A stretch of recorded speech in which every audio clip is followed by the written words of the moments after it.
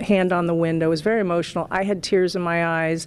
I don't know how many other people had tears in their eyes, but it was really a special, emotional moment, and everybody was, of course, wishing them well. A lot of I love yous, a lot of Godspeeds, a lot of Ad Astra, take care, all of that. So it was very special. Thank you so much for sharing that with us. And in the context of why it's so important, Janet, you remember, you've been here since 2007. Yep. You were here in 2011 when Shuttle Atlantis came to wheel stop. I've talked to my uncle and father who worked out here. Layoff notices went out like the next day when the shuttle came to a stop. It was a very sad time. Bob Cabana, the director here, called it depressing. Tell me about that time and how far we've come. Yeah, so as you note, it was the end of a very iconic program. A lot of people had spent their entire career working on the Space Shuttle program. So 135 flights, all of them launching from Launch Complex 39, many from 39A, where we're going to be launching from today, and then returning back. At the shuttle landing facility, those two iconic sonic booms was something that all along the Space Coast people really resonated with, really felt in their hearts and looked forward to. So it was a very sad time, but I will tell you that 30-year program, we had planned for it. The workforce was incredible. There was a lot of people who, as I said, spent their entire career here, and they wanted to safely fly that shuttle out, and then they retired. There was also another large group of people that just wanted to put on their resume that they had been privileged to work on the space shuttle. So the workforce I was incredibly proud of, because they were resilient, they were dedicated, they were committed to safely flying out that shuttle. They didn't skip any steps, and regardless, as you said, that they knew they were getting their layoff notices. I think it landed on a Wednesday. They were getting their layoff notice on a Friday. They were in it till the end to make sure we safely flew it out. And of course, we had 14,000 workers out here then, which we have a lot fewer here today. And of course, our guest operations, you remember those last shuttle flights, everybody around the country wanted to be a part of that experience. And we at the center really leaned forward to maximize how many people we could get both on site and never mind how many people were lined up at the beaches all along the river to watch that last flight. And of course, today with COVID, unfortunately, we weren't able to have any on-site guest operations, which was pretty sad for this historic flight. But I'll bet that there's a ton of people watching from the beaches or from even their TV as we launch here today. I'm sure there is, and tribute to your leadership and Bob Cabana's as well, getting things turned around here as a multi-user spaceport, getting the commercial entities in here. We appreciate all that you've done to make that happen. Janet Petro, appreciate you being here. Thank you, Daryl. All right, Marie, we'll toss it back to you. All right, thanks, Daryl. And as NASA and SpaceX have worked for years to get to this moment, today's mission opens the door to an entirely new era in human spaceflight, not only for astronauts, but someday for the general public as well. From the beginning, it has been our mission at SpaceX to help make humanity a multiplanetary species. And today's mission is an important step towards that goal. The key to opening up space access for people like you and me is reusability. Without it, traveling to space is just far too expensive for the average person to do.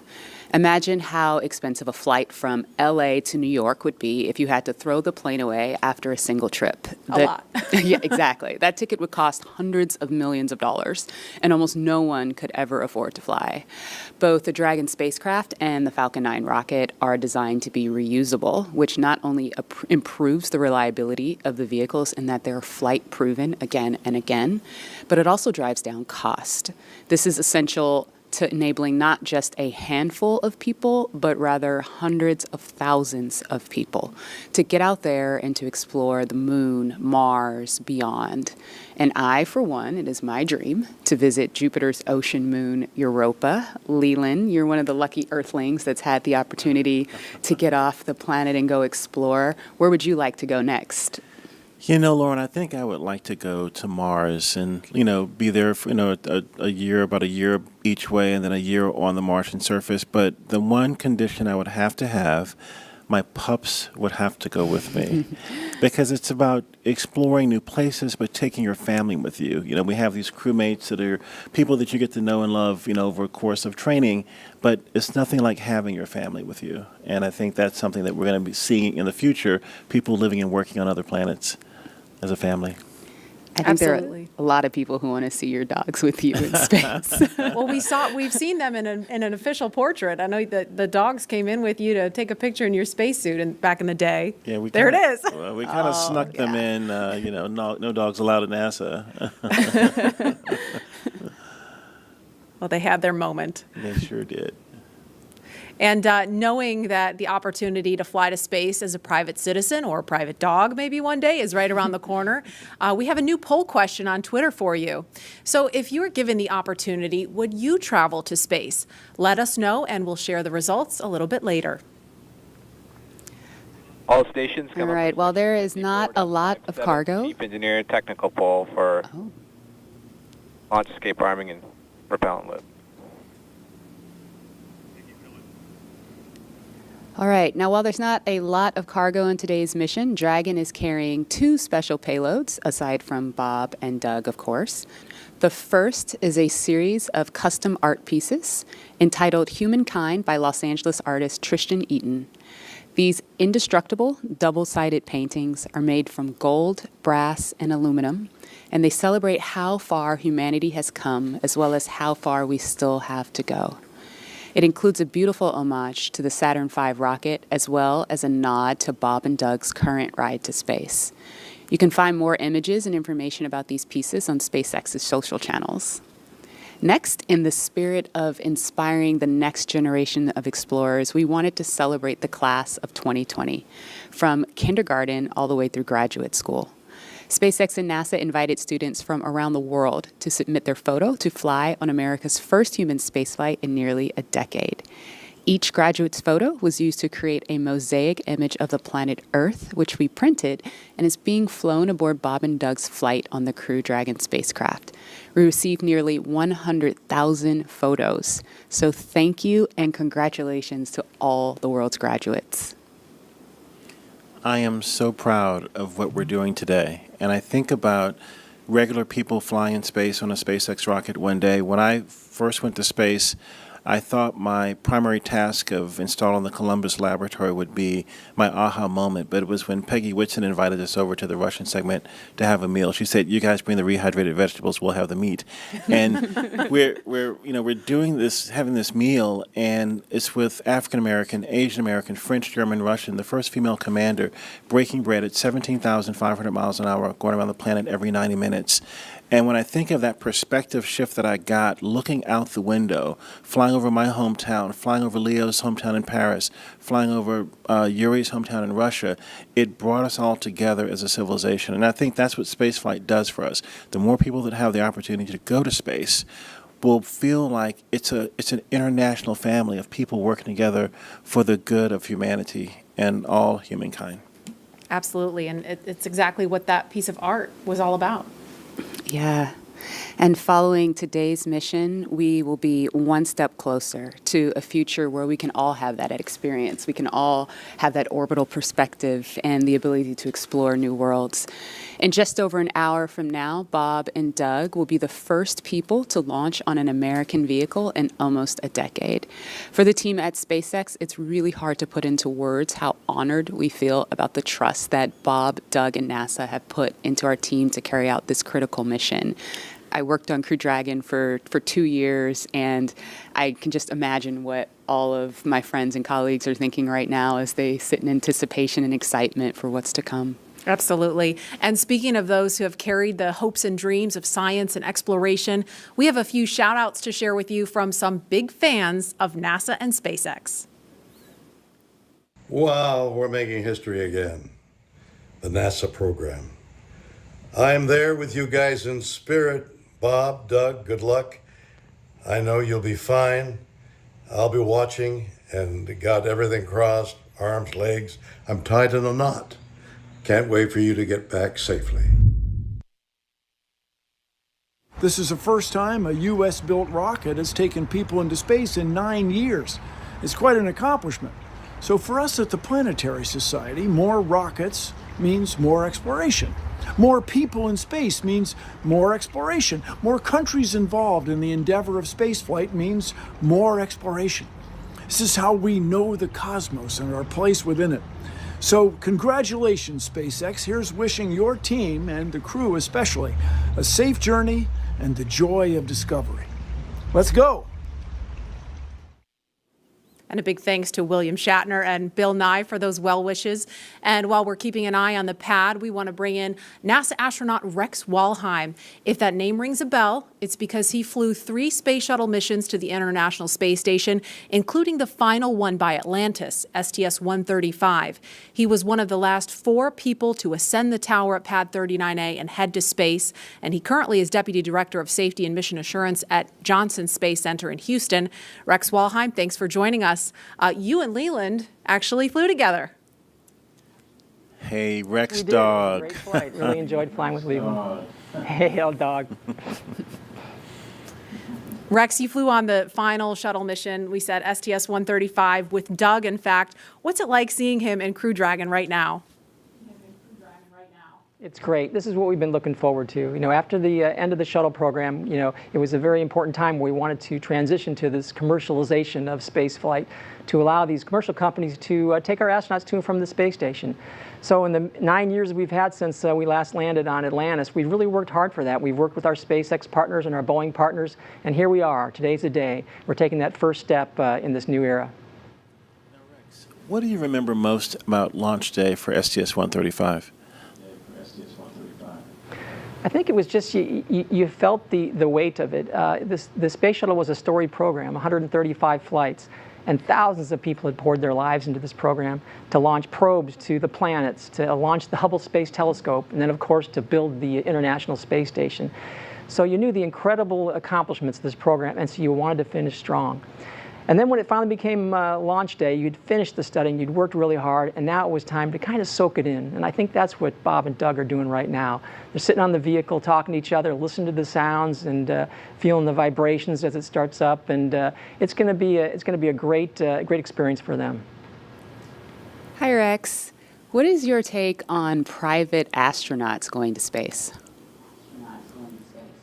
I think it's great. I think the more we can do to commercialize space, to make access easier, the better we are. And I think that's part of this whole program. You get the cost down, then more people can afford it. And you get the cost down, you can do more things in space, more science, more research. And it is a transformative experience to fly in space, and I wish more people could see that. When you look out on the planet, like Leland was talking about earlier, with your crewmates from different countries all around the world, it gives you a different perspective.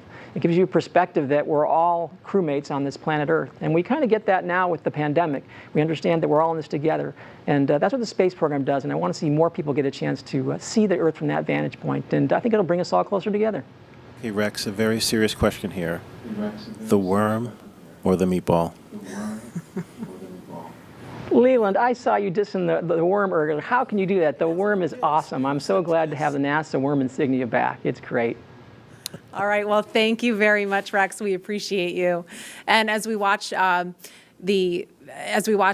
and Doug there in the capsule, we are an hour, 10 minutes, 57 seconds and counting from launch, and we're going to send it over to Hawthorne for an update. Jesse?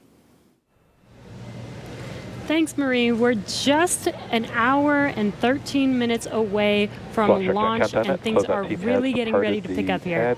Since arriving at the spacecraft, Bob and Doug were helped by our closeout engineers to get into their seats, attach their suits to special umbilicals that provide breathing air, pressurized nitrox, and a communication link to Dragon systems.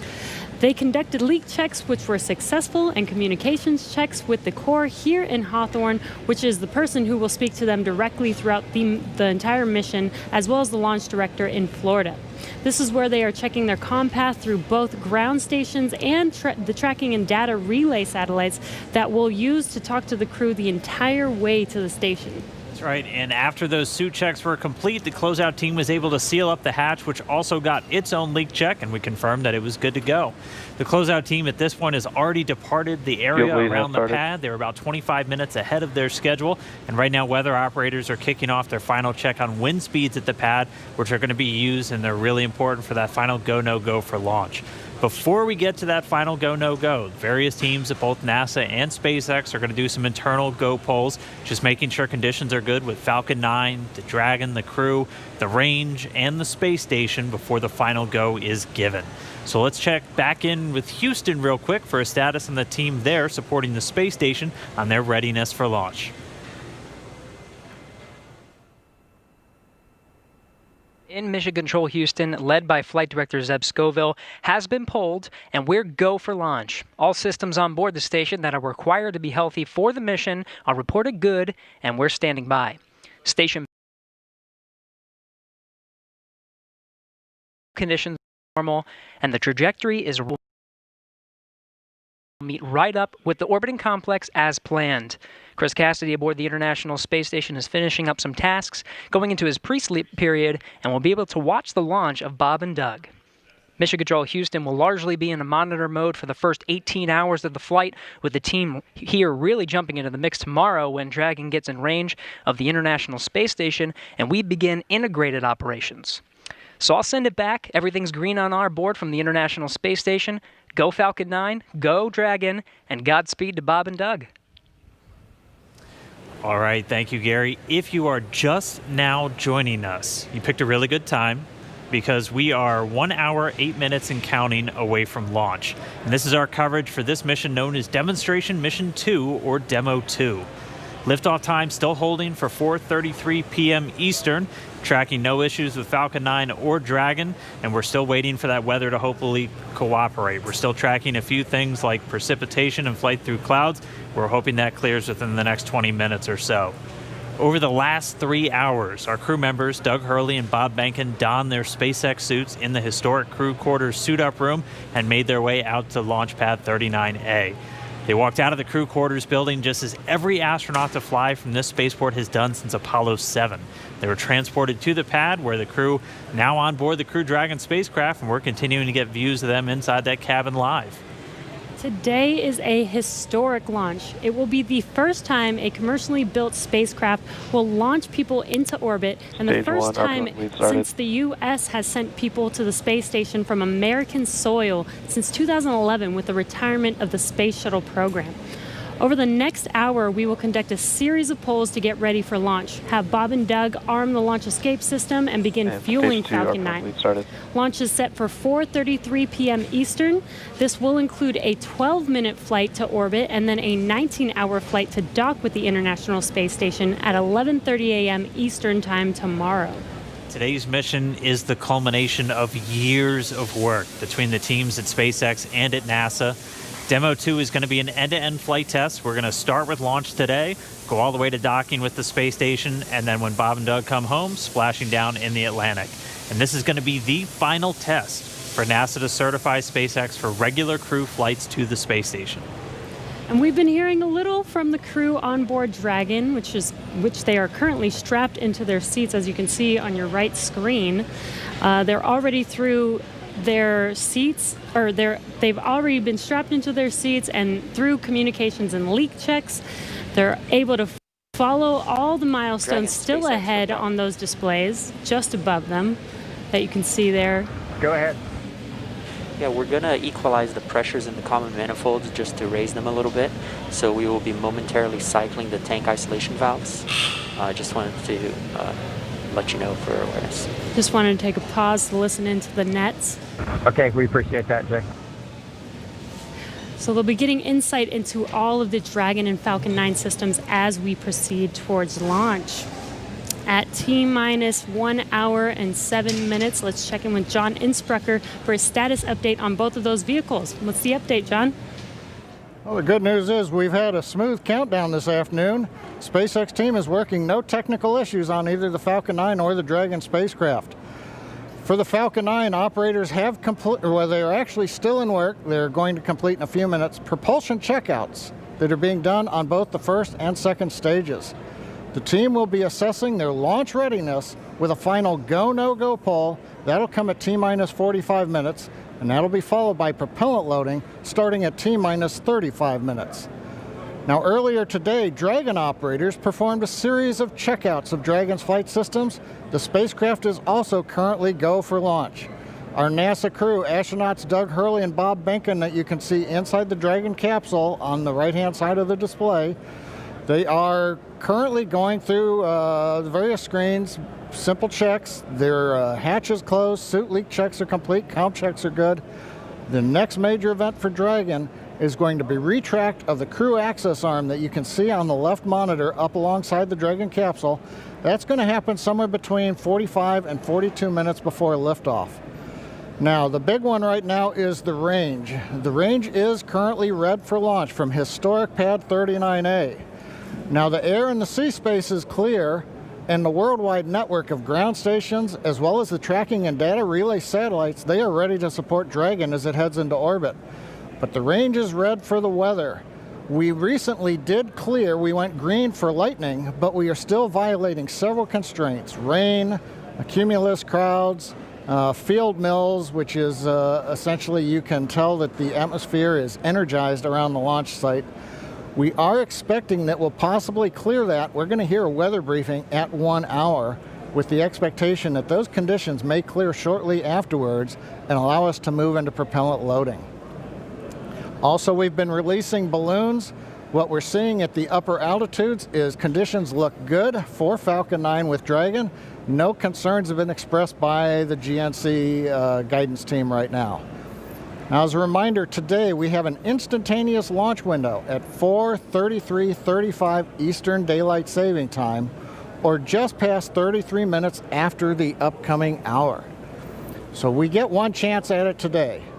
But currently, T-minus 1 hour and 3 minutes, just passing that. Falcon 9, Dragon are go. The range is ready to support, but now we're waiting on the weather as we've been expecting all afternoon. Thanks, John.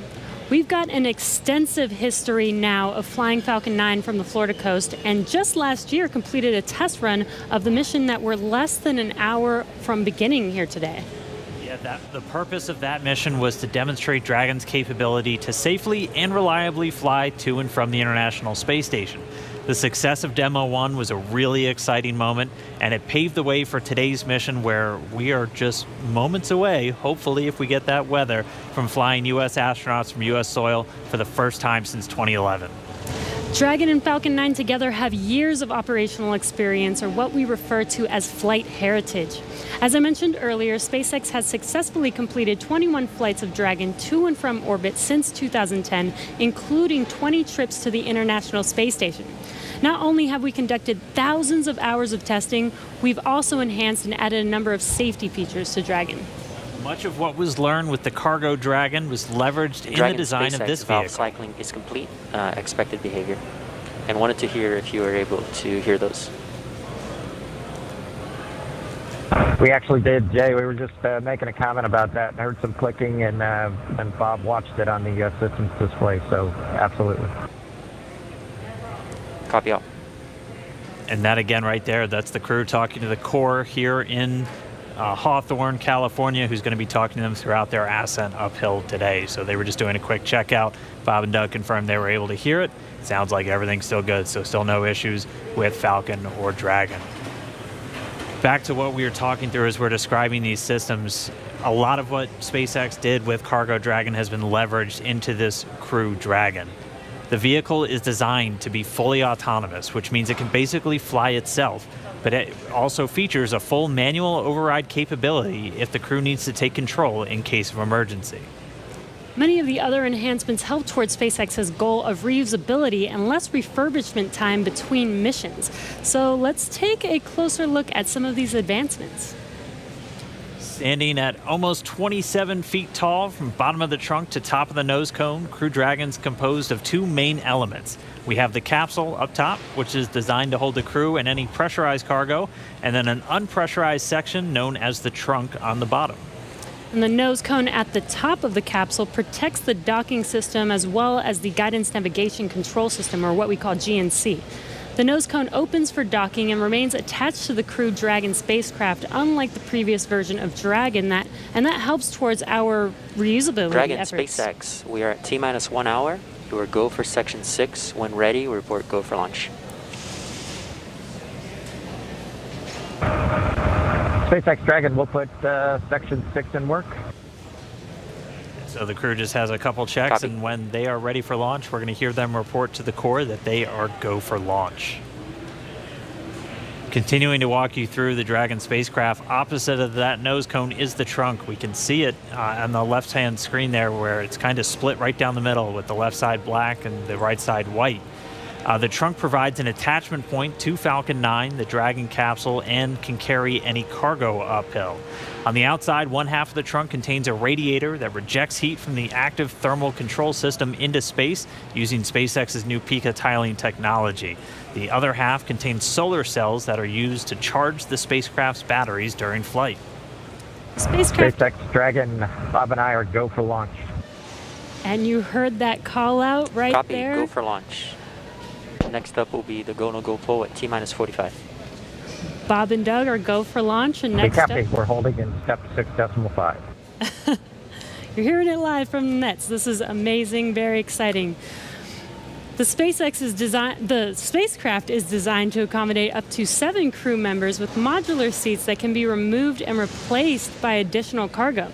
The seats are made of carbon fiber and will be custom sized for any crew members flying on board. That control panel that's centered between the pilot and commander seats consists of 3 touchscreen displays, and that just again allows the crew to operate the vehicle and fly it manually, but also look at all of their procedures, relative position over the Earth, the space station, any alarms, alerts, anything that they could possibly want to do on Dragon is through those touchscreens. And lastly, our Super Draco launch escape system is a key safety feature of Crew Dragon, giving the crew the ability to safely escape from the time of launch all the way to orbit. And that launch escape system was put into work a little bit earlier this year, again on that in-flight abort test. As we look to the future beyond this test flight, the first operational SpaceX crewed mission for NASA will be a little bit later this year after Bob and Doug come home. NASA astronauts Mike Hopkins, Victor Glover, and Shannon Walker, and Suichi Noguchi of the Japan Aerospace Exploration Agency, or JAXA, were chosen to support this mission, being called Crew 1. But today, Doug Hurley is the spacecraft commander for this mission. He previously flew on 2 space shuttle missions as the pilot on STS-127 and STS-135, which was the final space shuttle flight. Here's a closer look at Doug Hurley. Please review your launch commit criteria. Again, this is to review and confirm no violation of launch commit criteria. We are tracking one issue with weather still. And I think we'll need to track that all the way down to launch to clear that. This pulls also go for arming and launch escape system and a go for propellant load. And this is the on Countdown Net reporting that the technical poll is completed. All systems are proceeding. We're monitoring the weather, as LD briefed. We're also looking at a watch item on a hydraulics QD rod ring. Ring pressure will come up at minus 8 minutes 30 seconds, and we'll be able to verify decay rate. No concerns at this time. Everything's reading nominal, but watching that item. No other constraints on Falcon 9 or ground systems.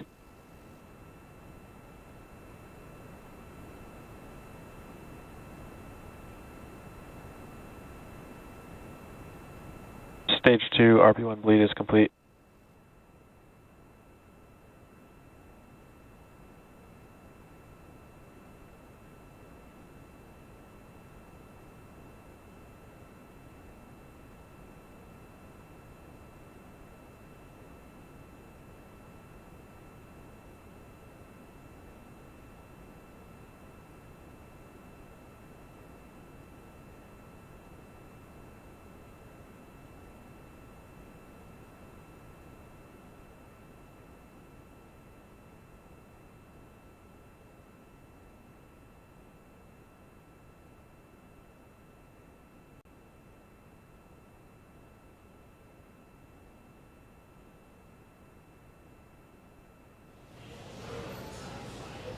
All right, we just crossed the 55-minute mark away from launch. Sitting right next to Doug Hurley, who's closest to your screen, is NASA astronaut Bob Behnken.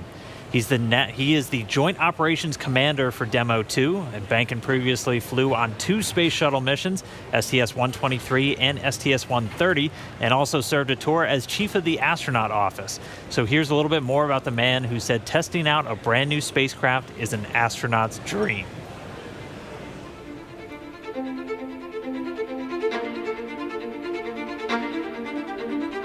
When you go through the launch day preparations, there's a lot of moments that kind of stand out to you. One is the kind of the celebratory piece of it, which is that you're walking out of the suit up room and getting in the vehicle that's going to take you to the launch pad. When you close the hatch, that's really when Doug and I are in the vehicle, and it's our vehicle, and we're really in control of the mission at that point. Test pilots, their task proved that man could fly into orbit around the Earth and return live and well to talk about it. There's always a balance of managing risk as you go forward to execute a test point and figuring out a way to collect the data. We hear a sound. Okay, is that sound an expected sound? Or we see a light, is that light an expected light? What's the source of it? Does it sync up with something else that's going on or not? So trying to dissect all of that in real time in your head is, a lot of things happen like that on launching of a vehicle. From St. Anne, Missouri, he is an Air Force colonel and flight test engineer. He flew aboard Space Shuttle Endeavour twice. Introducing NASA astronaut Bob Bankin.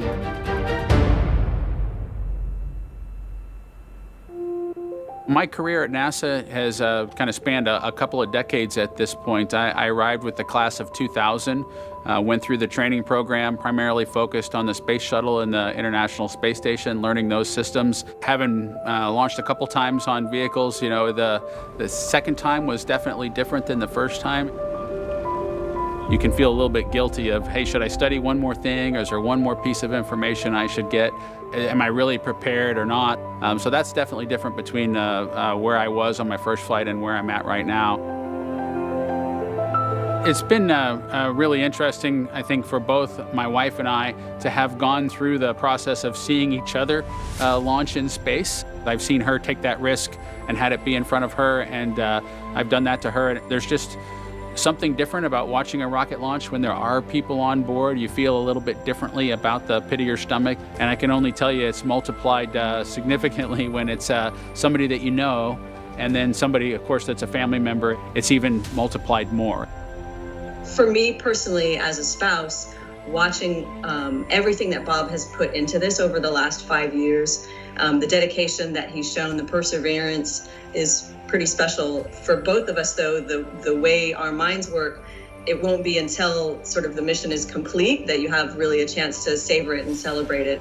This is a huge accomplishment for an Air Force flight test engineer to be part of the demonstration mission of a brand new vehicle. It's going to be amazing.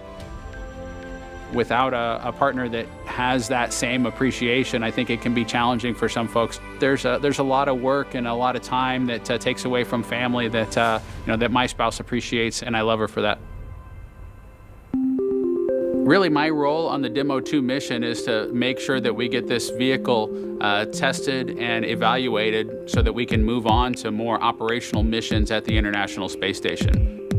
We've got a lot of objectives on board the vehicle that we need to accomplish to really make sure that it's good to go. We'll make sure all those systems are working during the test flight so that the future missions will have them available even if they don't plan to utilize them. Through years of the NASA team, helping to share that experience and teaching them the lessons that we've learned by going through this. Now there's another capability in the U.S. besides NASA to operate something of this magnitude. When is the last time humans launched on a new vehicle? Certainly on the American side, it's been several decades. Now we're in a time when we've got multiple vehicles under development. It's a great time from a space exploration time frame just to see all that happening, and it's because of this nurturing of the environment, being able to pull in a wider group of people who can contribute towards human spaceflight. It's a super cool time. On a deeply personal level, I'm really excited that my son is going to get a chance to see me launch into space. Being an astronaut has been a little bit of an abstraction thing for him because he's seen me do it in old videos, but he hasn't seen me do it for real. And so I'm excited for him to see this launch. I want to thank the entire Commercial Crew Program team that's worked together to get to this point where we've got vehicles in the launch pad ready to head to the International Space Station.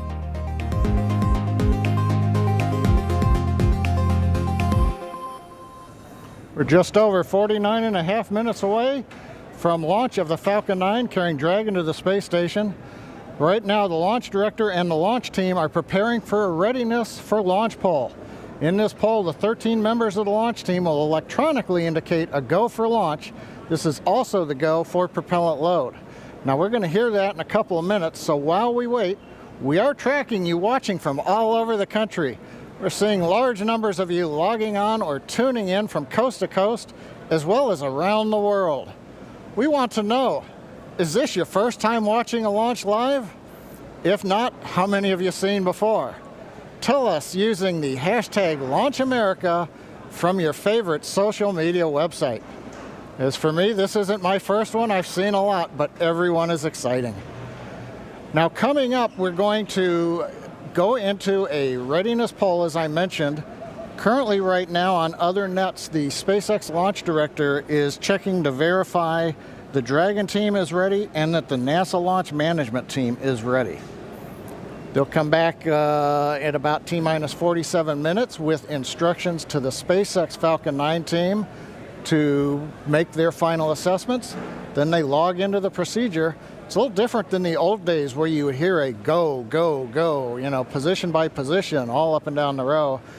In this electronic age, everybody just clicks on whether they're go or no go.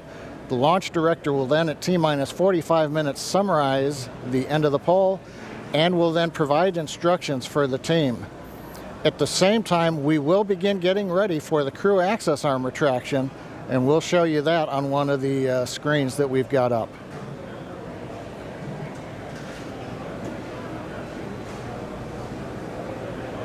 Now, currently, we are continuing to monitor the weather. The weather is still red. It is improving. We're looking at one cell between the radar and the pad. We're keeping our fingers crossed that conditions will improve, but we're going to be watching that for about another 15 minutes. So it looks like we're going to be good to begin propellant load once we hear the polls, but we still have to get the get the range green so that we can actually do the launch in just 47 minutes from now. Let's listen to the countdown net for a moment.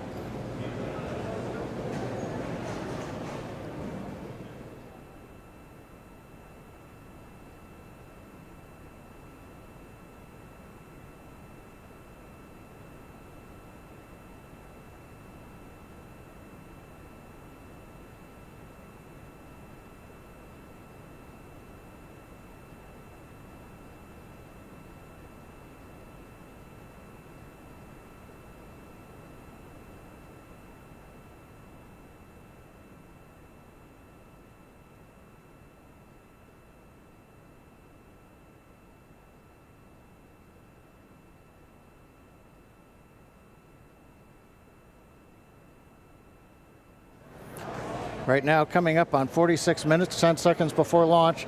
Didn't hear any significant chatter coming over countdown one. Yes, launch director in the countdown net. Poll is complete, and we have a go to proceed with propellant load. Launch control, proceed with swing into crew arm. Arming crew arm movement for T-minus 45 minutes. Thank you, launch control. A reminder in control room on hold and launch escape protocol. For non-urgent no-go conditions, brief CE or LD, and it will approve aborting the launch auto sequence and proceed to launch abort. For urgent issues affecting the safety of the operation, operators shall call hold on the countdown net. Launch control will abort the launch auto sequence immediately and proceed into the launch abort auto sequence. Operators shall also advise the launch director whether structural breakup or fire is imminent or occurring per Dragon manual escape flight rules. Remainder on fire alarm instructions. Here in Fire Room 4, in the event of a fire alarm, key operators, previously briefed, will remain at their post while the alarm is evaluated. In the event that personal safety is threatened, we will evacuate to the south-facing emergency exit, which leads directly outside. One final reminder, we'll be arming the launch escape system momentarily. Need all personnel, please stay in your seats from now through orbit insertion and Dragon separation from the second stage. Crew access arm retract has started. And you've heard Mike Taylor, the SpaceX launch director, give instructions to the team. We've also just heard the call. The crew access arm retraction is underway. Great view from the camera inside the White Room as we see the arm moving away from the Dragon capsule, one of the major events necessary to get down to T0. The next one coming up will be arming of the escape system on the Dragon capsule. Now, right now, the next plan for Falcon 9, T-minus 35 minutes, we will begin loading propellant onto the first and second stages. Now, currently, Falcon 9's looking good, Dragon's looking good. The range continues to be go for launch in terms of the clearance around the launch pad, both the air and the sea space. Looking at the flight corridor, the ground stations, the NASA tracking and data relay satellites are ready to support. And we just continue to monitor the weather. Our team is getting constant updates. We're monitoring weather data sensors around the launch site, looking to make sure that we can get everything into the green position. The one that we're mostly looking at right now is how much rain we're going to get between now and liftoff, whether it's just going to be mild precipitation that's within the rules for loading propellant. That's what the expectation is, but we're going to continue to watch that. So fingers crossed, but right now coming up at T-minus 43 minutes, 18 seconds and counting, everything but the weather's go, and the weather is trending in the right direction. So we've got our fingers crossed here.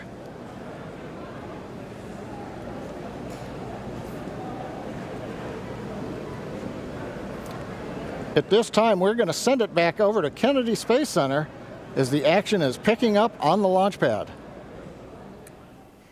Thanks, John I. Now that countdown clock is continuing to tick, and we are 42 minutes and 46 seconds away from launch.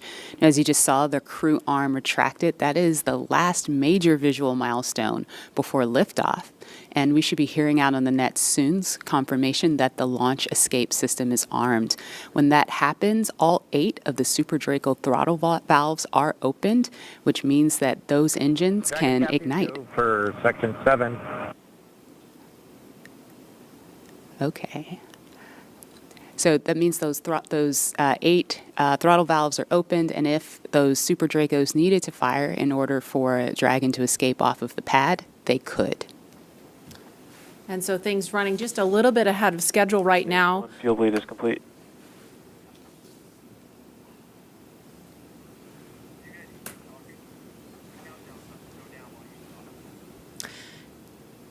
Now, we just saw the crew access arm retract just a minute ago.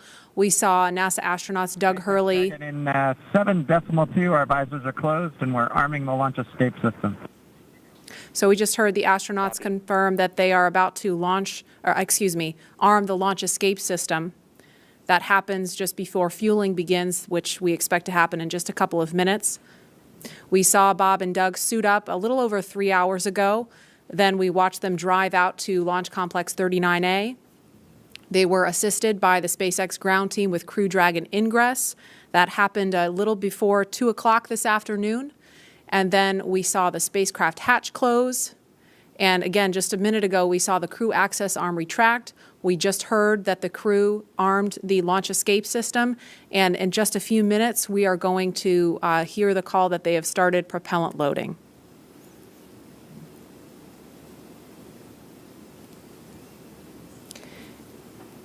Launch escape system is verified armed. So we just heard that verification that the launch escape system is armed. We're switching to GN2.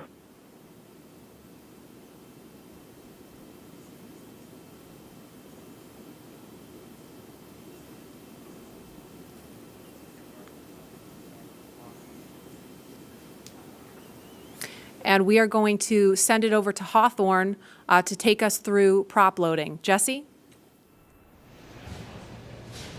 From the parachutes to the launch escape system, SpaceX has designed Crew Dragon and Falcon 9 to be the safest launch vehicle ever flown. And joining us today, we have SpaceX's Nick Picone, who was our mission manager for our in-flight abort mission earlier this year and currently works on the Starlink team.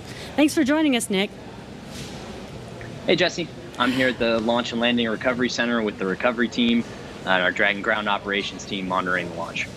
Awesome. Can you tell us more about the critical safety features on this new version of Dragon? Sure. So Dragon 2 was designed with long-term reuse and reliability in mind. So fundamentally, there are multiple layers of redundancy to any of the failure modes that we could conceive of, that NASA could conceive of when we were working to design and test this vehicle over the past few years.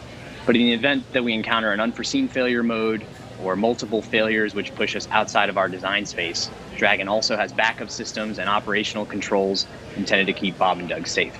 I'm sure you've heard a lot about it today, but the launch escape system is the primary backup system that we have from the moment that the vehicle is here on pad being fueled all the way up until orbital insertion. At a high level, the launch escape system, in the event of a major Falcon anomaly or emergency, will terminate Falcon thrust, separate Dragon from Falcon, and it'll use Dragon's 8 Super Draco engines to quickly pull the vehicle away from any kind of Falcon anomaly. And you talked a lot about the launch escape system. How exactly is that activated? Is it autonomous? Is it manually activated? Definitely. So for this system to work as designed, you have to remember that the vehicle could be flying at hundreds or thousands of miles an hour through the lower atmosphere. So it's really important that it's extremely fast and highly reliable with very low chance of false positives. The launch escape system fundamentally is set to look at a set of pre-programmed criteria which are on board the vehicle. Dragon and Falcon are looking at high rate telemetry, looking for abnormal vehicle dynamics, loss of communication between critical systems, or manual commanding.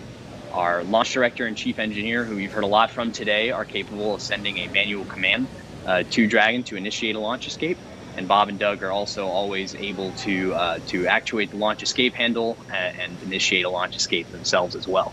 Now that the system is armed, all of this is currently active on the vehicle.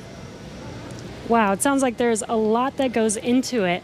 And we did have an in-flight abort test earlier this year to test this out. Can you tell us what we learned from that test?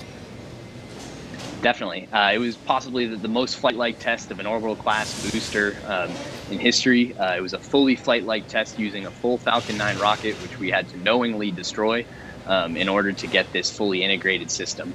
For folks who didn't get a chance to see it, the vehicle followed a normal crew launch trajectory. About a minute and a half into flight, we had Dragon autonomously trigger the launch escape system based on a reconfiguration of those triggers I was just talking about. For propellant and thankfully, we had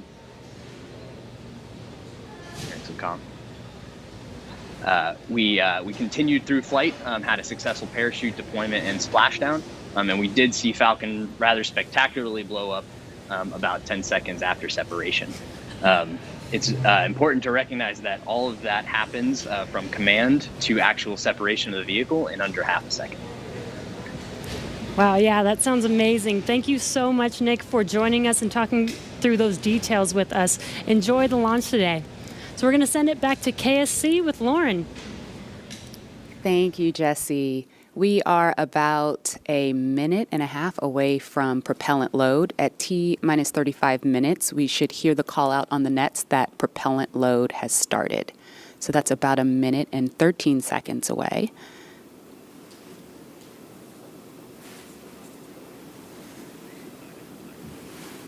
Hey, Marie and Lauren, I am getting goosebumps over here. This is an exciting moment. When I was sitting in the vehicle, when we retracted everything, when all the prop was getting loaded up, I was just going through my crew notebook. I was thinking about, what my first step would be if there was a malfunction, because usually everything goes nominally when you fly to space, but you have to think about the things that you have to take care of, the first steps you have to take care of. And on my mission, I was calling out the abort calls, like if we had lost an engine, where would we go next, when the different abort calls around the country and around the world. So I think that's what those guys are probably thinking about now, and just really getting ready for this mission to go off.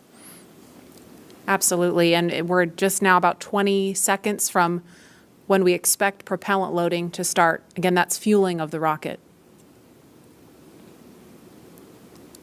All right, we're getting close. We should hear that call out any second now on the nets. So let's listen in. Propellant load has started. Fantastic. So prop load has started. We've started loading liquid oxygen on stage 1 and stage 2. And yeah, liquid oxygen and RP1, which is our rocket grade kerosene. So now that we are 34 minutes and 42 seconds away from the first launch of astronauts into orbit from American soil since 2011, we know that the launch escape system is armed, which happened just before fueling. Dragon prop load happened weeks ago, actually just a few miles down the road at what we call Dragon Land. And those propellants, which are MMH or monomethyl hydrogen, that's our fuel, and NTO, or nitrogen tetroxide, that's our oxidizer, those not only feed the Draco engines that propel Dragon on orbit, but they also supply those 8 Super Draco engines of the launch escape system. So I have one right here, a little model. Oh, it doesn't come off the stand. Don't break it, Lauren. All right, I know, it's very nice. So as you can see, the Dragon is actually broken up into 4 quads, and each quad has 2 of the Super Draco engines for a total of 8 of them. And as I mentioned, they are biprop engines. They have MMH and NTO as their oxidizer. Now, most abort systems from past space vehicles, I believe like Soyuz, Mercury, Apollo, they all had a pointy escape tower on top where there was essentially like a mini rocket engine or a series of rocket engines on top. And if they weren't used, that escape tower would have to jettison itself from the vehicle. If it was used, it would be used to lift the vehicle off of the rocket. Well, Dragon is a little bit different in that its escape system is actually integrated into the vehicle. And that's great for a couple of reasons. One less thing you have to jettison on a nominal flight. Right. And so they're pretty dormant, just those throttle valves open unless they're used, and hopefully they never have to be. And yeah, I mean, the other thing that offers you is the ability to escape from the pad all the way to orbit. Right. Because if you jettisoned your escape system prior to that, you couldn't. Mm-hmm. So yeah, that's little Dragon there. Again, right. New era, much safer design. Yeah, absolutely. Thanks for walking us through that, Lauren. Again, the launch escape system is armed. That protects Bob and Doug so that if something were to go wrong, they can shoot off of the pad away from the rocket and parachute to safety in the ocean. That is such a crucial safety capability. And so now we want to go over to Hawthorne for an operational update with John.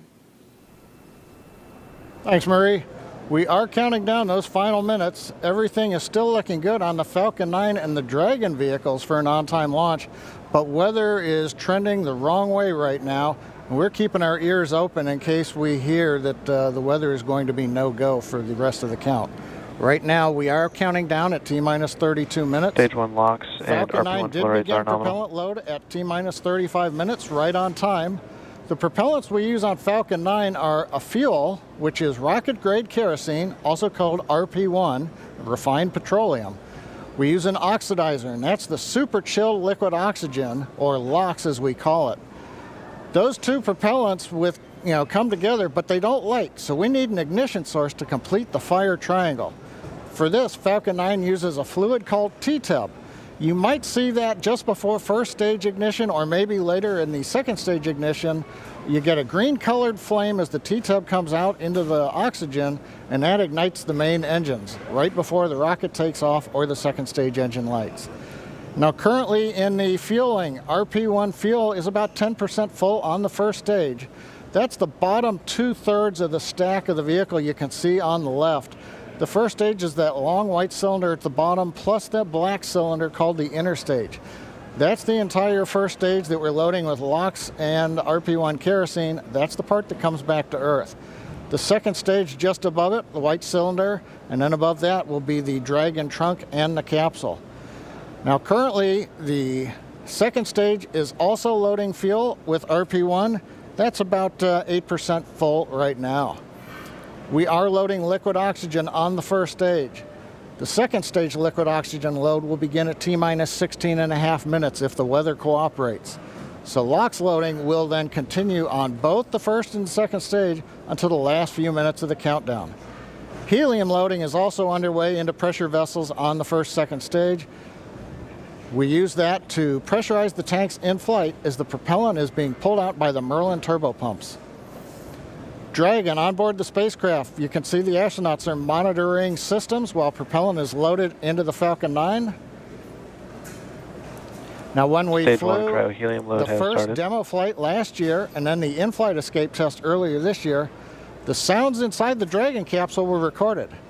So as part of the training, the sounds of the propellant loading were played back to acclimate the crew to what they're experiencing now. I'm listening to some discussion on one of the back nets, trying to track where we are with the weather criteria. We're just passing another weather gate right now, trying to see whether or not the conditions are go. In certain situations, when the weather is no go, you have to wait 30 minutes, and we are now inside of 30 minutes. But if the cloud moves away, if the conditions improve, we may be able to continue the countdown for another 14 minutes and reassess. So we're waiting to see whether or not we can continue the count. Currently we are. The range, they're ready to support with no problems in the air and the sea space area. But again, the weather, that's the one that's looking bad, and we're going to continue to listen. And as a reminder, today we have an instantaneous launch time. So at this point, if we hear a hold for any reason, we're going to have to stand down and target our backup launch opportunity on May 30th.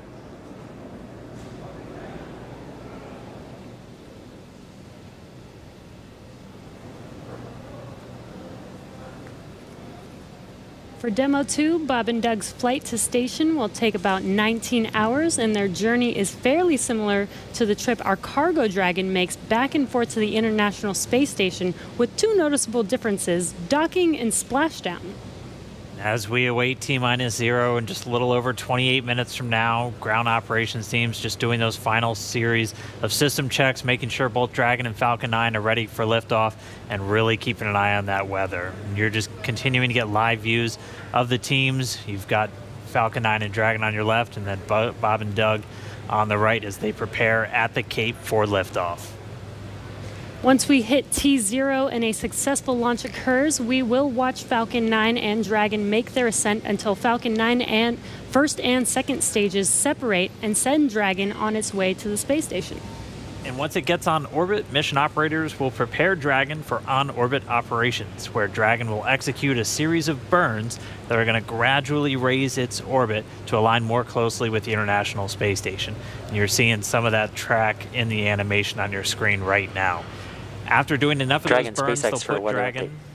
Oh, sounds like we're going to get a weather update real quick for the crew. Go ahead, SpaceX. Yeah, we're currently just evaluating a constraint on the field mill rule, which looks at lightning energy dissipation.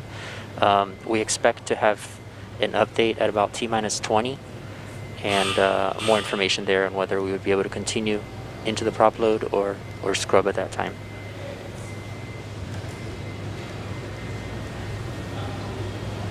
Okay, Jay, thanks for the update. We appreciate it. Copy. So I'll give you some more words in about 6 minutes.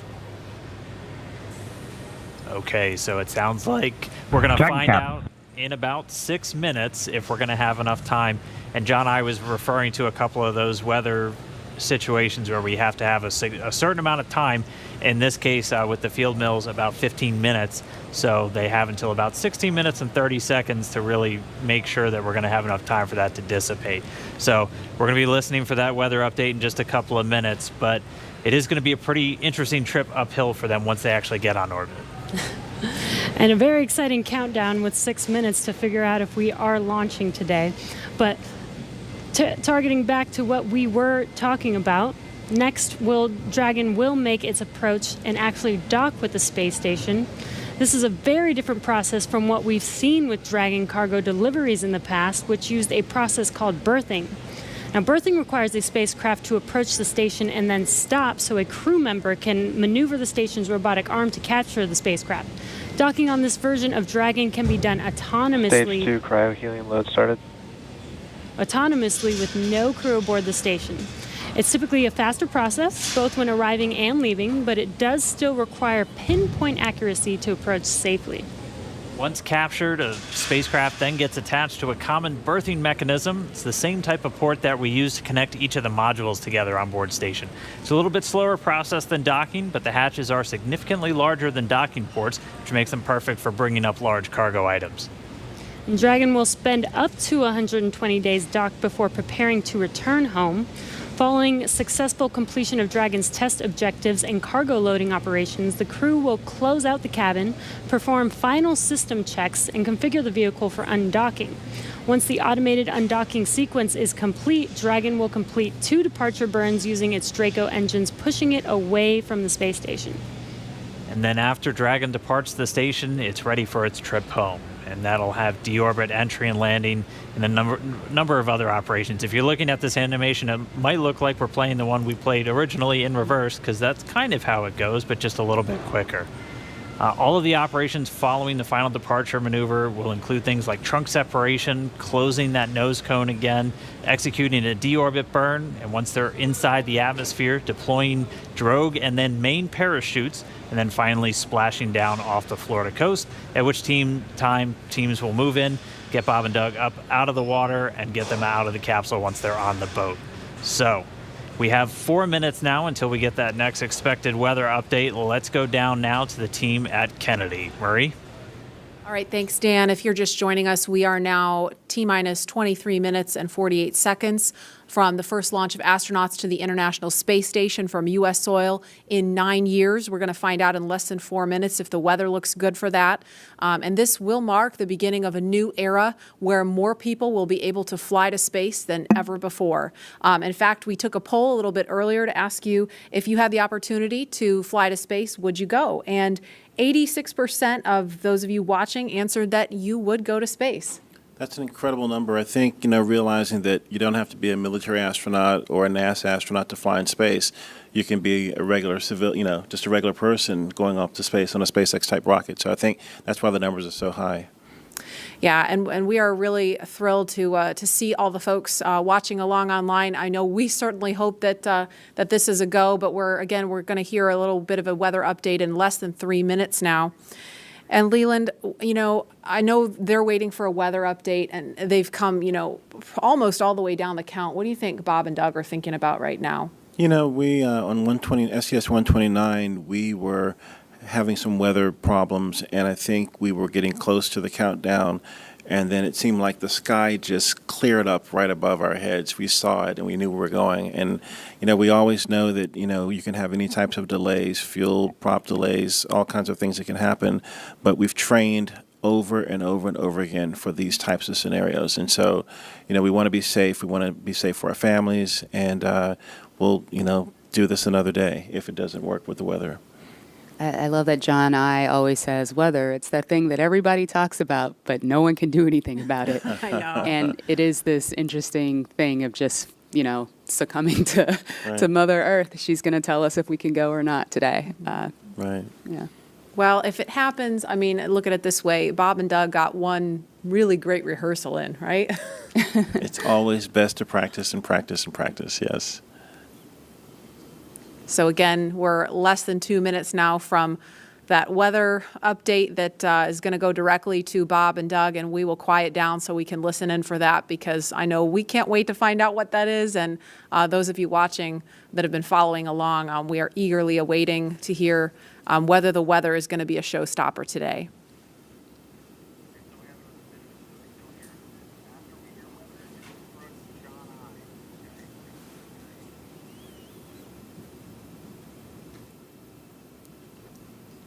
These clouds can seem really deceiving at times, right? You see the blue skies peeking through and you think everything's fine, but you just don't know. That's why we have those launch weather officers. Absolutely. And I know, we've talked about it before, but it's not just the weather in Florida that they're looking at. They've got to look at weather downrange. If they were to have an abort in flight and they needed to come down somewhere in the ocean, they need to consider what the weather's like out there, because recovery teams have to go out and get them in a situation like that. So there's so many variables, and that's why not just with this flight, but with every human space flight we've had in the past, there's always a very good chance of a scrub because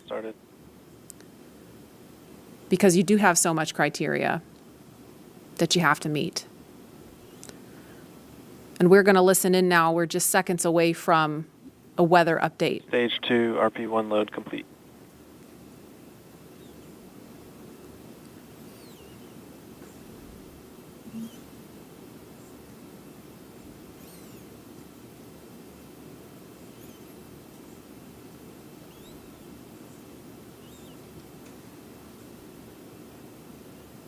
That is liquid oxygen you see venting off the rocket. That's completely normal and expected.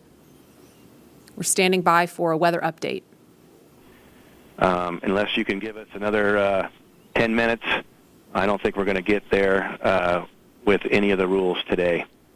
I'm going to give you 10 minutes. I mean, another 10 minutes past T0. Oh, 16:45 local. I think we'll probably be clear on all the rules, but not quite going to make it for this. Okay. We're going to check back in with you in about 2 minutes, and then I'll call it up at about T-minus 17 minutes. Okay. Yeah, there's some of them are starting to count down, but we still have one above 2,000. So if that gets below,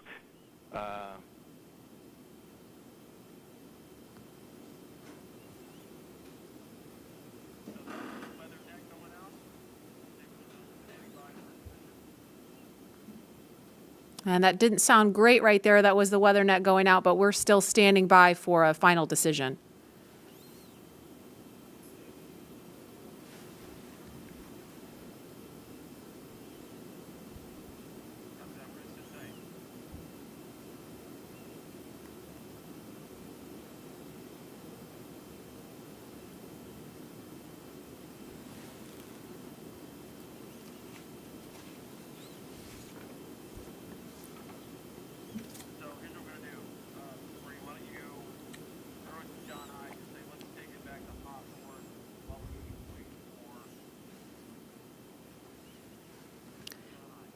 And we're going to continue to listen in for an update. But in the meantime, we're going to go over to John Innsbrucker at SpaceX headquarters in California. John? And Dragon SpaceX on weather. We're still T-minus 18 minutes and counting. LD is we are still red some on weather. Expect an update from LD. We're waiting in about another minute for one final check with weather. We're going to check at T-minus 17 minutes possibly. We don't really expect that things will have improved. The weather officer was not optimistic that the weather would clear up that rapidly. We did hear the launch director, Mike Taylor, joke that, you know, if we could move 10 more minutes past the T0, weather conditions may improve, but Mike was not able to do that. We have an instantaneous window today. So at 17 minutes, we want to make that call because shortly after that, we will begin loading liquid oxygen onto the second stage. So if we're not going to have the opportunity to launch, if the clock's going to run out, stand by. We continue to violate a couple different weather rules that we now do not expect to clear in time to allow for a launch today.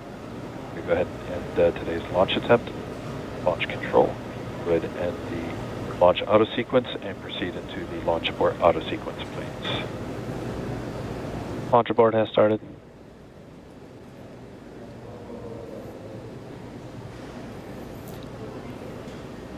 And Dragon SpaceX, unfortunately, we are not going to launch today. You are go for 5.100 launch scrub. 5.100. It was a good effort by the teams, and we understand, and we'll meet you there. Copy all. We've heard the call from the crew. They have been informed. Launch director Mike Taylor has called a scrub for the day, and we got the feedback when the Dragon team informed Bob and Doug. They said we gave it a good try, but they understand, and we are here to try another day. So right now we did officially hold the clock. It looks like at T-minus 16 minutes, 54 seconds. The launch automatic sequence that controls the Falcon 9, the loading of propellants, the cycling of valves, that is also stopped. We now proceed into what is a normal scrub sequence for us. We practice this every launch. So now we move into safely taking the propellants, the pressurization gases back off the first and second stages. As things get into a safe configuration, then we will disarm the escape system on Dragon, and we'll bring the crew access arm back around the So we're at spacecraft. 75% on So right now, we got down to just inside 17 minutes.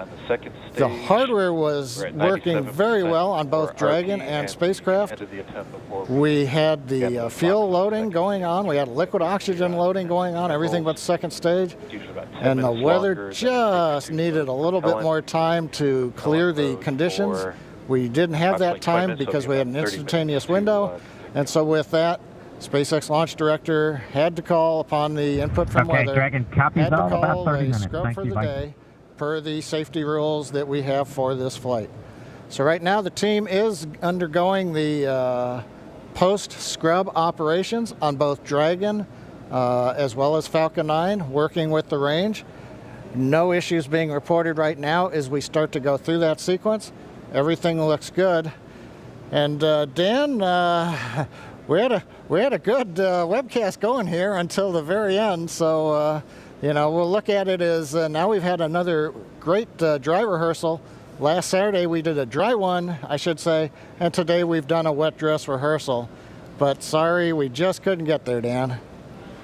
Yeah, thanks, John I. And obviously, we can't control the weather. We came right down to the wire there, hoping we could just squeeze in between those cloud systems to get a launch today, but it wasn't to be. But it doesn't mean we're done. We're going to have another attempt coming up in just 3 days, so we're going to be doing this all over again, essentially, on Saturday, on the 30th, and that launch attempt is going to be coming at 3:22 p.m. Eastern Time, so a little bit earlier in the day. It's going to look largely the same to everything that we saw today, with the crew waking up, going through suit up, making their way to the pad. So we're going to feel a lot of deja vu, I think, on Saturday. Yep. But still exciting. Safety is always first, so if weather was not there for us today, hopefully Saturday it will be there for us and we will have a safe launch on Saturday. Yeah, the initial weather report still had us at about, I think, a 40% possibility of violation. So weather a little bit better, but we're still going to be kind of rolling the dice. It is Florida in the spring and summer, so storms are always a possibility. Mm-hmm. One of the good things, though, the vehicle appeared to be in great health throughout the day, both Dragon and Falcon 9, so we didn't have to scrub for any technical issue. We're going to continue and follow along with Bob and Doug until they're out of that capsule, as again, they had started loading fuel onto the Falcon 9 rocket, so they'll have to wait until all that fuel comes off. They'll disarm the launch escape system, which still stays armed because they're still sitting on a partially loaded rocket, and then once they're able to disarm that launch escape system, the crew arm will swing back out. They'll make their way once again back the way they came, and then it'll be back to crew quarters for Bob and Doug for a few more days.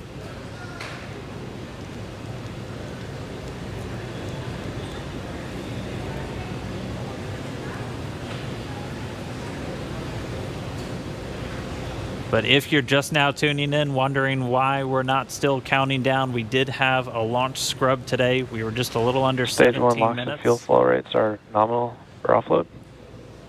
Expecting about a 40-minute offload time. And so that call out, the LOX, the liquid oxygen fuel pumping out of the first stage of the Falcon 9, everything looking good with that. Expecting about 40 minutes for all that fuel to come off. So again, once that fuel comes off, Bob and Doug will be able to disarm the launch escape system, and that crew access arm will swing back out. And they'll be able to make their way back down and then over to crew quarters. So unfortunate scrub today because of weather. That was the one thing we were tracking from the moment we started today, watching Bob and Doug get suited up for their launch. We did abort today's launch, or scrub today's launch, with a little under 17 minutes to go until our T0 time, which was 4:33. So that's going to move us to our next attempt, which is coming up on Saturday, and that time is going to be 3:22 p.m. Eastern Time, so a little bit earlier in the day for Bob and Doug and for everybody else watching around the world. They're still going to have a 19-hour flight to station if that's when we launch, and a lot of the stuff that we saw today is going to look very similar, but we're just going to have to try again, cross our fingers, hope for a little bit better weather the next time. And again, this goes with every launch. We do track everything all the way down to T0 to make sure that everything is go, making sure that the range is go, weather is go. So this is standard procedure. We always tend to make sure that we have a backup day, launch day, in case we do have scrubs like today. So this is pretty normal and standard. Nothing to be worried about. Again, we do this for the safety of our vehicles, as well as today we had astronauts on our vehicle. So even bigger reason for us to make sure that we have safe weather for them to fly. And just a reminder for everyone still tuned in, it takes about 40 minutes for all of this propellant to come off of the Falcon 9. And while it is offloading, that launch escape system on Dragon, which is designed to pull the capsule away if there's any issue with the rocket or anything on the pad, that is still armed. So we're going to continue to stay with this until all the propellant's off, and then we'll see the launch escape system get disarmed. Bob and Doug will be able to open up their visors again. The crew access arm will swing back out and link up with Dragon, and they'll make their way off and then down the tower at the pad. But if you're just now tuning in, no launch today. We did have to scrub because of weather. We're going to be moving to our second attempt on Saturday, just a little bit earlier in the afternoon. Just going to continue to stand by as this propellant comes off. We heard a call that everything was going nominally or as expected so far. And then once all the propellant's off, we should see Bob and Doug make their way out of Dragon shortly after.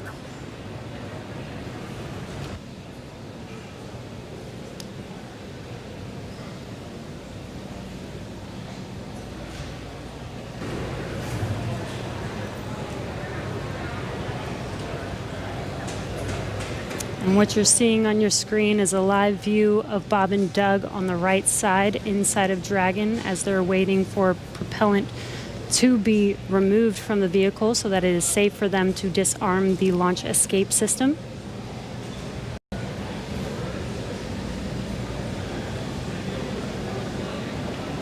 And this will take a bit of time, so we are going to stay live with you to watch this as they exit the vehicle eventually and come down from standing down on launch today. Up until the point of the scrub, we had a really clean countdown, weren't tracking any issues with Falcon 9 or the Dragon spacecraft, so always a good thing to see. We did have to scrub because of that weather. To be a little bit more specific, we were still in violation of one of the weather criterias. It was the strength of electric fields in the atmosphere that the 45th Space Wing and other weather operators are monitoring around the launch pad. And that's one of those rules where we need a certain amount of time if we're in a violation. In this are case, nominal, roughly 50% on stage 1 LOX and fuel, 85% on stage 2 fuel. So the propellant offload on Falcon 9 continuing to go well. But we needed a little bit more time if we were going to be able to clear that launch weather constraint. And since we do have an instantaneous launch window today, we weren't able to make it. So we hope for better weather coming up on Saturday, where again our next launch attempt is going to be at 3:22 p.m. Eastern time, and we'll be able to go through everything. I mean, we saw them get suited up. They had a great ride out to the pad. All of their initial checks on both the suits with pressure checks and communication checks went well. Able to get the Dragon hatch closed, the launch escape system arm, and Falcon 9 started its fueling. Just not able to make a good weather window today. And as John I said earlier, it was just another great rehearsal today. I don't think you can get enough practice doing this. So when Saturday comes, or the day that we can actually launch the vehicle, Bob and Doug and the NASA and SpaceX team are fully prepared with just an extra rehearsal on the belt now.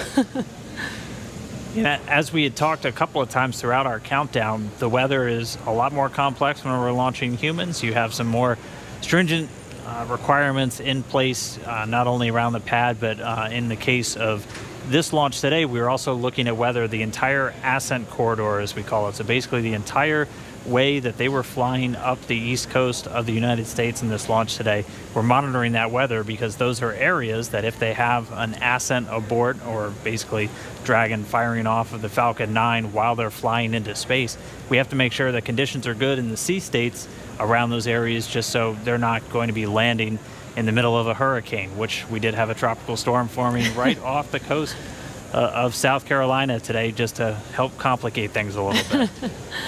And people might be asking, if we knew the weather was going to be a little iffy today, why continue to count down? Well, that is the reason why we do all these checks all the way to countdown. In Florida, the weather is, pretty sporadic. Sometimes a thunderstorm or hurricane will pass through. Within 20 minutes, it's gone, and we could have clear skies for a safe launch. So we continued as scheduled. Standard procedure again to just continue to monitor weather all the way down to the last minutes of the count, and we see what happens. So today, unfortunately, we did scrub for weather, but we will attempt again this Saturday on May 30th.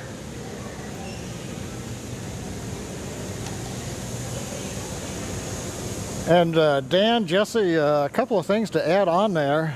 Right now we are 11 minutes after the scrub was called. Liquid oxygen and fuel are coming off of the first stage.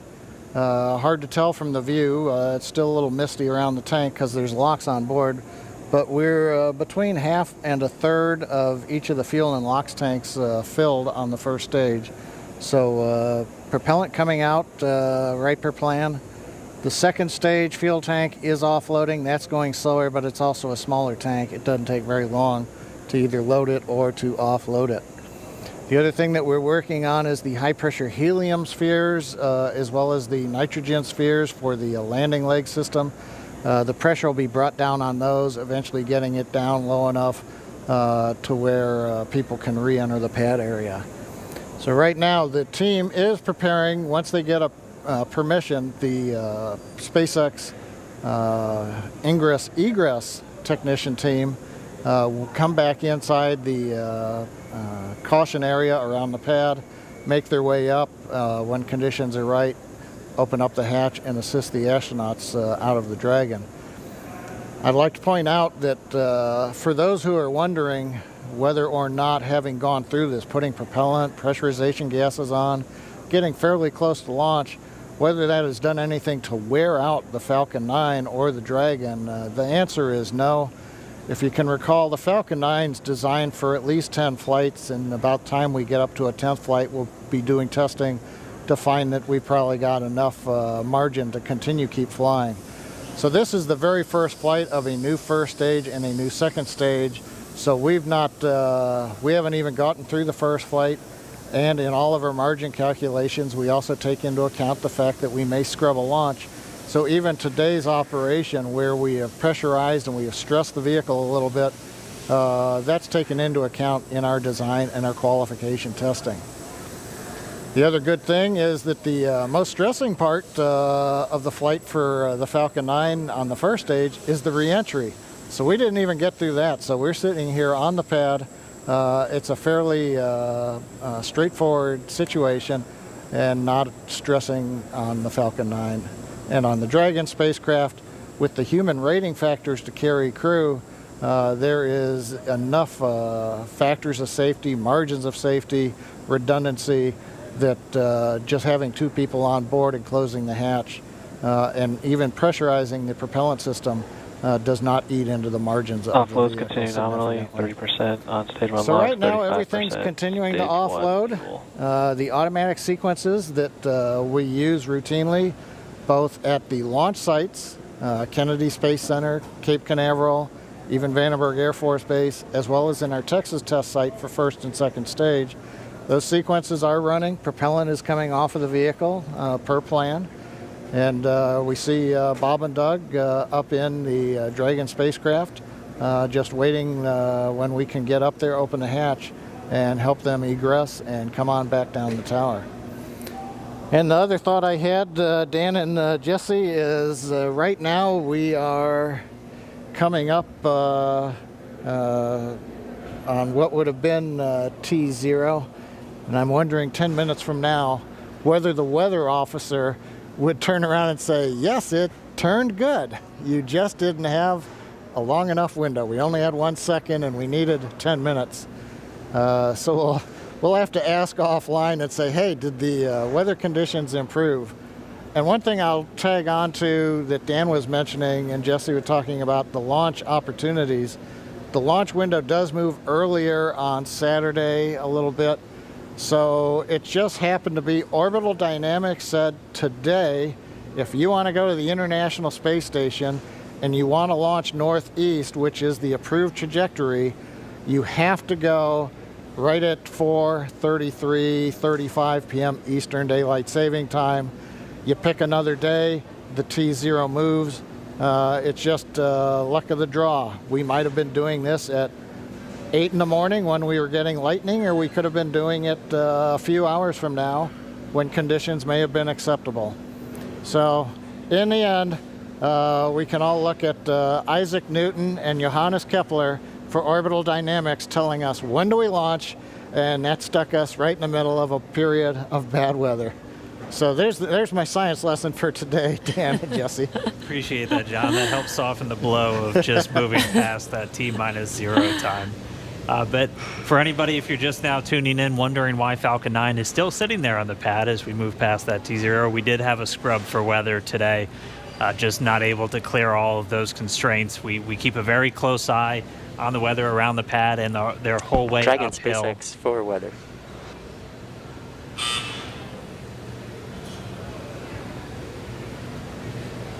Right now, Bob and Doug are still inside of Dragon. Go ahead for weather. Yeah, I just wanted to give you some more words on the scrub rationale. Yeah, so we basically scrubbed due to 3 rules that we were violating. All 3 would have been expected to clear 10 minutes after our T0 time. And those 3 were natural lightning, the field mills, and the attached anvil.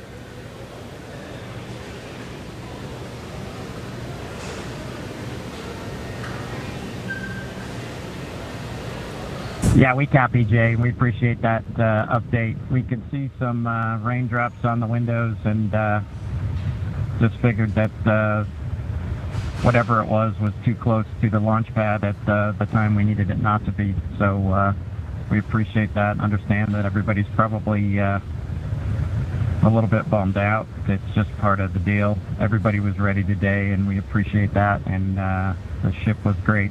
And we'll do it again, I think, on Saturday. Copy all. And yeah, we concur. And appreciate your resilience sitting there in the vehicle for us. We got the easy job. Nothing better than being prime crew on a new spaceship.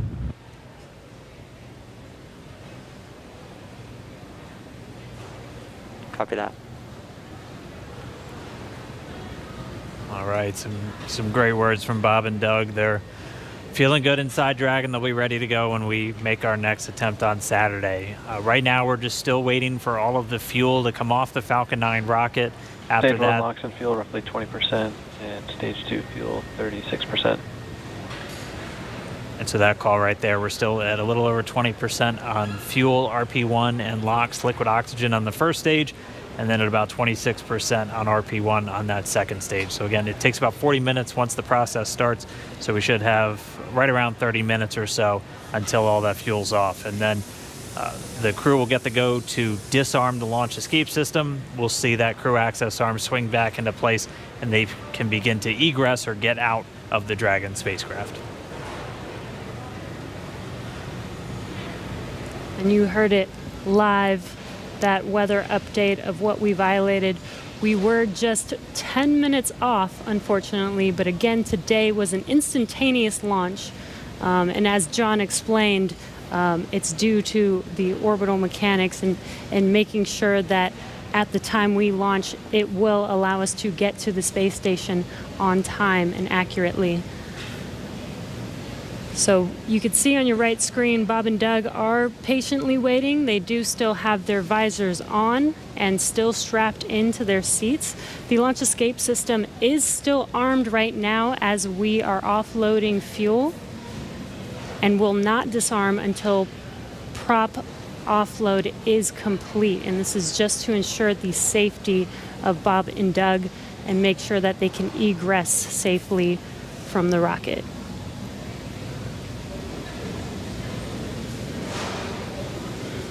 And just a reminder, today, just this first attempt, we're going to be right back here looking like on Saturday for attempt number 2. Launch America is not going anywhere. still on the track to get Bob and Doug into space, to get this Crew Dragon up to the International Space Station. So it's always good. If you're going to scrub, probably rather scrub for weather than an issue on either Falcon 9 or Dragon. And we weren't tracking any issues with the flight systems throughout our countdown today. Everything passed with leak checks on the hatches and the crew suits. All the communications working great. All the teams were ready to go. So as John and I said, always nice to have a little bit more practice, and we'll be right back at it on Saturday. What would this launch be if it wasn't even more exciting to try and launch today, and now we have to push it to Saturday? Really got to build the suspense. Yes. So. Hey, Dan and Jesse. Another thought crossed my mind while I'm watching the diagram here showing fuel is just about off. First and second stage, we're down under 10%. LOX is also just about off of first stage. 10%. Yep, we're getting the announcement. Stage 2 fuels roughly 20%. Stage 2 fuels at 20%. Stage 1 LOX is under 10%. So just continuing to come off of the vehicle as expected. On the monitor, Bob and Doug continue with visors down. Their launch escape system is armed, as we've mentioned. If there is anything that were happen to go wrong right now, they still have the viable pad abort means, something that we demonstrated way back in 2015 on one of these webcasts when we fired the Dragon capsule using the 8 Super Dracos off of the launch pad and it splashed down offshore in the Atlantic Ocean. So they're staying there with the system armed until all the hazards are essentially removed and we bring the crew access arm around them. We're standing by a minute. We're going to listen to Launch Director talking to the weather officer.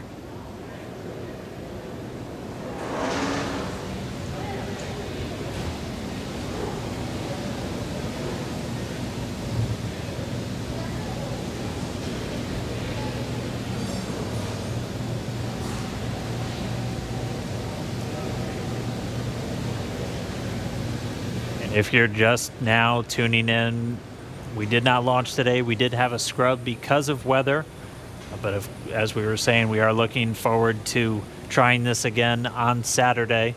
Our launch time on Saturday will be another instantaneous window, so we'll have to have the weather cooperate again, and that launch time will be at 3:22 p.m. Eastern.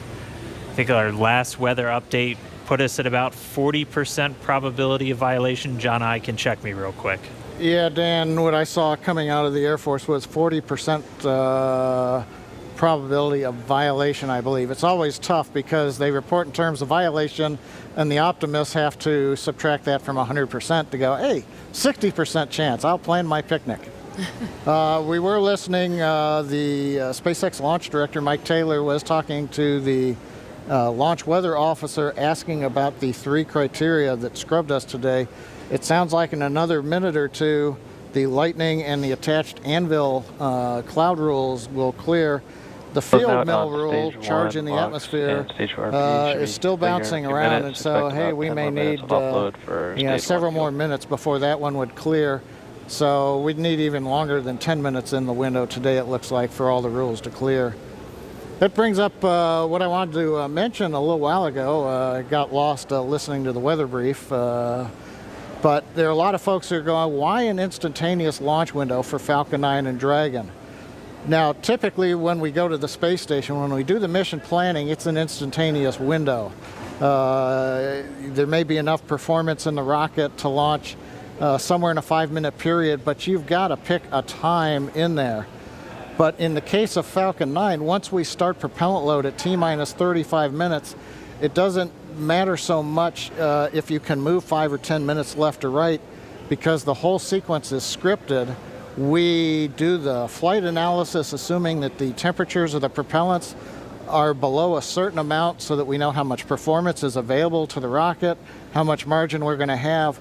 So essentially, if you start the countdown, 4 hours, 8 hours out like we were doing today, and you have a very short window, once you get into propellant loading at T-minus 35 minutes, you have to go as soon as you get to 0.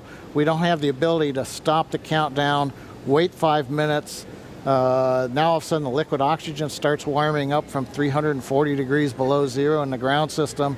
and that changes how much performance you get carrying into orbit, and we don't want to cut into those margins.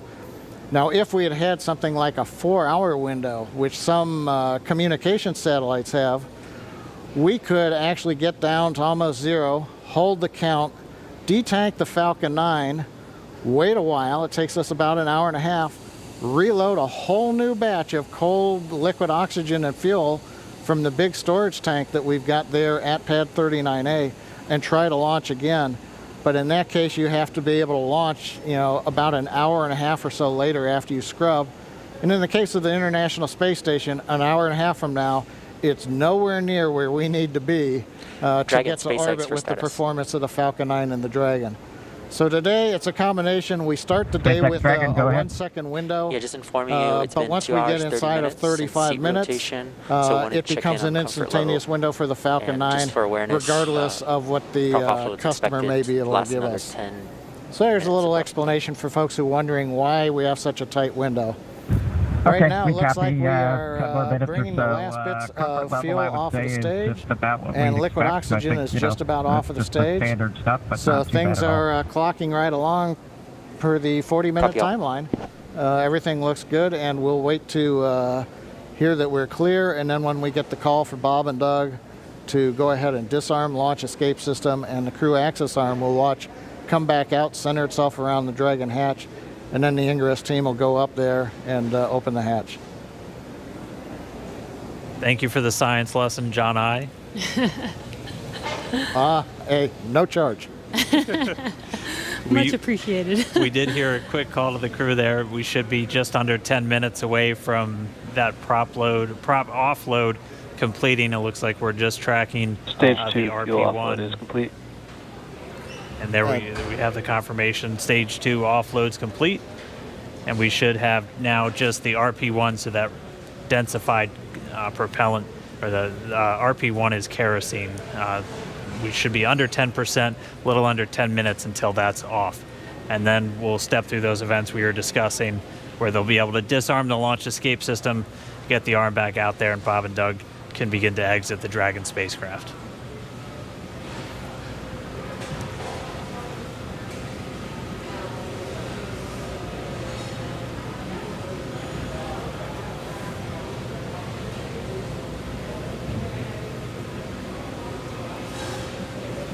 Still not the friendliest skies in the background. That is Florida, though. The weather is constantly changing over there, which is why we always have to keep an eye on it through every single launch that we have out there. Bob and Doug are patiently waiting. As you can see, that is a live view of them on the Crew Dragon vehicle as they're waiting prop offload to complete. Second stage prop offload is complete. We are just waiting on first stage to complete. Stage 1 LOX offload is complete. Waiting on stage 1 fuel roughly 5 minutes or so. And again, the launch escape system is still armed. We are waiting for a prop offload to complete before they disarm that, and then they will be able to egress from the Crew Dragon vehicle. And we just heard we should be just under 5 minutes away from the last of that fuel coming out of the Falcon 9 first stage. And then we'll see those events start to pick back up, and we'll see the crew arm swing back out. They've been in those seats for a couple hours now. They typically get inside of Dragon a little over 2.5 hours ahead of launch. So they've been strapped into these seats for quite a while. They are custom sized though, so they're as comfortable and as snug as possible. Obviously, since they're going to be in them for a really long time, but most importantly, when you're doing that splashdown at the very end of the mission, it's your car seat, and splashing down or landing on land is not the most gentle of procedures in a capsule. So just really making sure that they're snug inside of that Dragon capsule. But we should be a little under 5 minutes away from the prop offload being completed. And as Dan mentioned, those suits are custom made, but the seats are also custom fit for each astronaut as well. They do remain on Crew Dragon for this mission for almost 24 hours about, so we do want to make sure that they are comfortable. and make sure that the suits and the seats are comfortable enough for them to stay in that position for a while. I believe when they get into orbit, they are allowed to get out of their seats and get a little bit more comfortable, but it's a long ride for them. Yeah, once they do get on orbit, they are able to get out of the seats and actually out of their suits too, since for this flight path today, it was going to take them about 19 hours. So Bob and Doug would actually have had about 8 hours to sleep on board the Dragon capsule. So we weren't able to launch today, though. The rendezvous on Saturday should be very similar to what we would have had if we launched today, where it'll take them about 19 hours to get to the International Space Station. So they'll launch and they'll have a number of different events that we'll be able to walk you through, including manual piloting of Dragon and just really putting the spacecraft through all of the paces before it arrives at the International Space Station. Because again, this is a test flight. And this is this last test before we certify the Dragon spacecraft for regular crewed flights, which will just be bringing up those long duration, 6-month, maybe even a year-long missions. Right. And it should be a very exciting test flight because it's pretty much like an actual mission. When Bob and Doug get on the station, they will be performing some research while they're up there and performing tests and doing some final things for this demonstration mission. Yeah, but I mean, just for right now, we are just going to continue to stay